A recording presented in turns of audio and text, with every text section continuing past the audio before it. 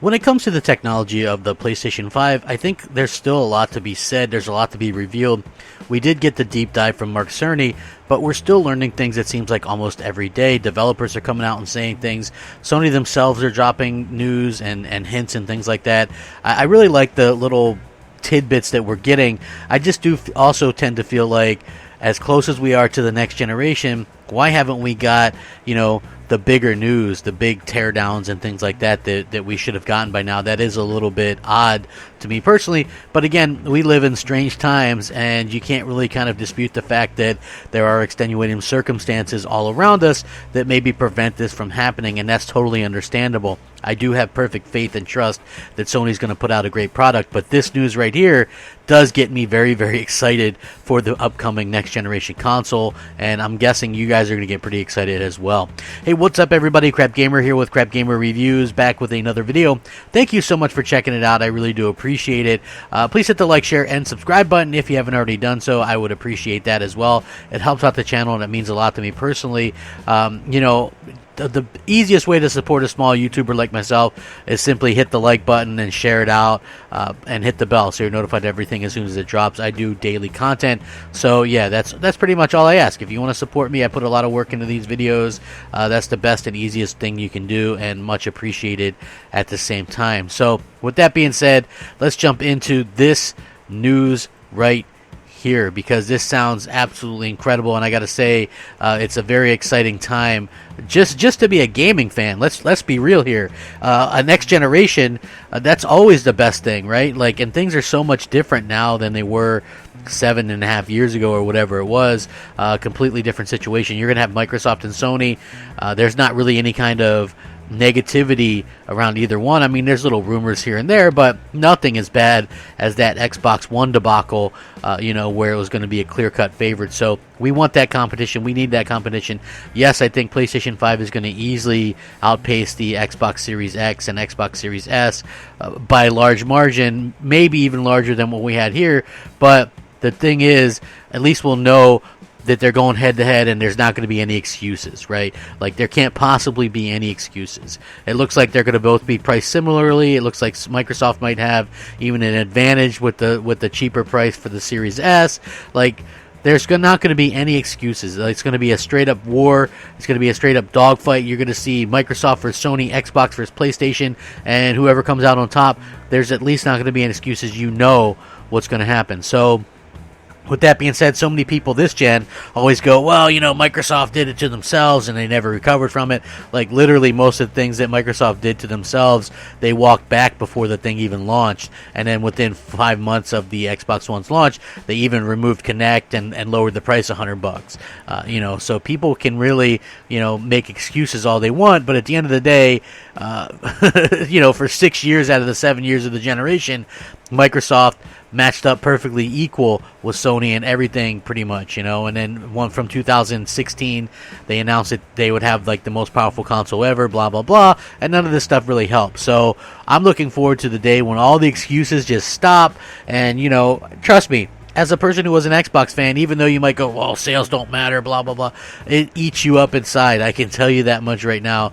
And it's not like it should, really, but you hate to see your team lose. And, like, these consoles, as much as people don't want to admit it, they're very much like sports teams to most gamers. And, you don't want to see your particular team do bad. And so that's something that realistically, a lot of people are trying to have a little bit of a hard time with. But anyway, the developer is actually talking about the PlayStation 5.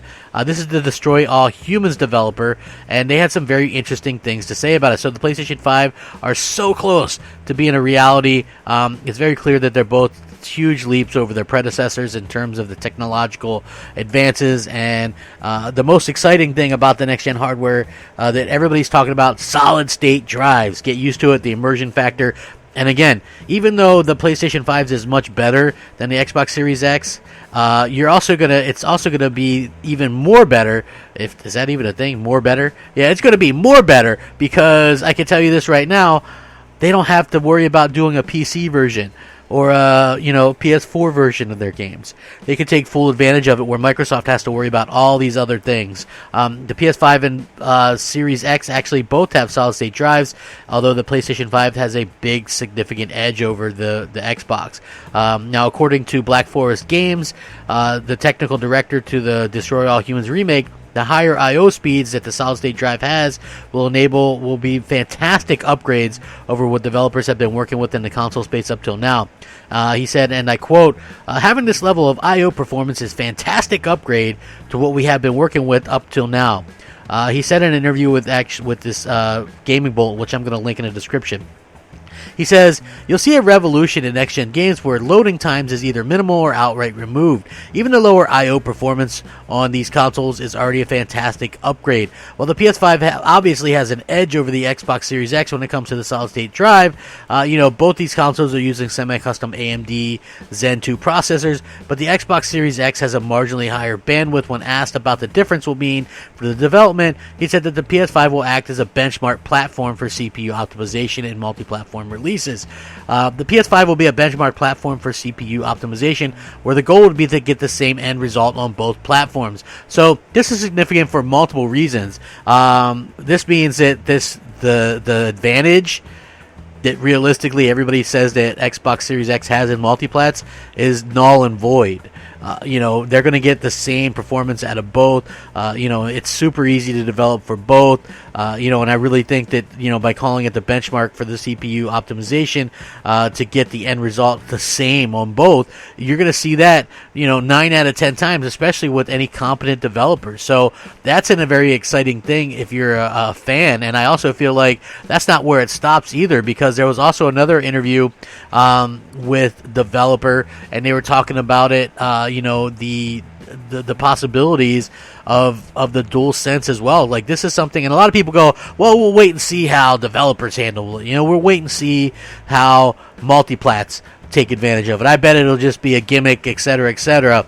So we're seeing a lot of things for it. So 4A Games producer was on the official PlayStation magazine talking about PlayStation 5 hardware, and he stated that the DualSense controller, trying to imagine how it could be used in basically in a Metro game or any type of game. He says, "We can see loads of possibility there for any game. Probably the first that comes to mind would be getting that tactile feedback for your rifle." But he also went on to say that they were actually excited about the solid-state drive as well.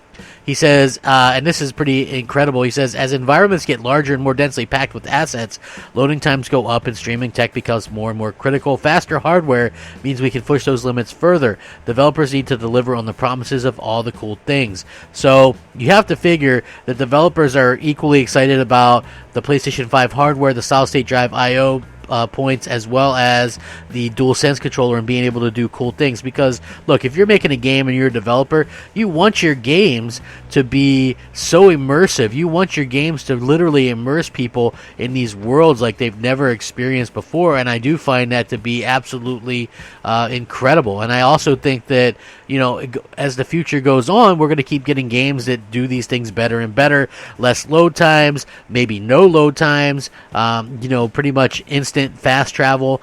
These are the things that really impress me and kind of get me excited about the future of gaming in general, and I'm super excited by what that means for the future of everybody. You know what I mean? Like, I'm really excited by that. And I know, I talk about this a lot, but it really is very exciting to see so many developers talk up the PlayStation 5, announce that, hey, there's not going to be this big advantage for the Xbox Series X. These games are going to pretty much look the same. And at the end of the day, I think that's pretty much all you can ask for if you think about it. I mean, the way I look at it, when people ask me, which one should I get if I can only get an Xbox Series X or a PlayStation 5? And I say PlayStation 5, and they go, well, but the Series X can play multiplats better. Well, what does that exactly mean? I mean, do you need Digital Foundry to tell you that? Do you need to see a side-by-side? Because trust me when I say these games are going to look pretty much identical on both. And the only difference is only one of these things has, a console with great-looking exclusives. And I feel like that's something that can't be kind of replicated, and I feel like Microsoft is far behind when it comes to the exclusives and stuff like that. So again, realistically, if somebody were to ask me which one should I get, look, it's your money, get whatever you want. I'm never going to tell you what to get, but I can just tell you my opinion on why I would get a particular thing over another, you know. And for me personally, it would be PlayStation 5, just if I could only get one. You know, if there's people that can get both right away, that's great. For me personally, I feel like the PlayStation 5 represents a better value and actually has the games that I want to play. And, you know, Sony has always kind of delivered on their promises and stuff like that. So that to me means everything. It literally means everything. If you're a gamer, why would you go where, you know, where there's literally been no exclusives for an entire year, right? Like that to me is absolutely a reason to get a PlayStation 5 over an Xbox Series X. I just really feel like they get it, and I feel like Microsoft is so focused on Game Pass that they really don't care what they put in there. You know, they're trying to get stuff in there as fast as possible, but they also have this kind of relaxed atmosphere where, you know, things just don't seem to happen at a quick pace, and so it's going to be very funny and interesting to see how that works out. But anyway, I'm going to link all this stuff in the description below. You fine folks can check it out at your own leisure. Thank you so much for checking out another one of my videos. It absolutely means the world to me. You are incredible. Please like, share, subscribe. Take a minute to consider subscribing if you haven't already. Everything's unscripted, unfiltered, my own raw you know, opinions and stuff like that. I don't do double takes most of the time, you know, unless I really screw up. But, you know, hopefully it comes across as, you know, how passionate I am and you guys enjoy the videos, and it means the world to me. Please stay safe, happy, healthy, and, you know, just have a good time. Be kind to each other. Game on. Game on, my friends. Rack 'em up. Crapgamer out. Unscripted.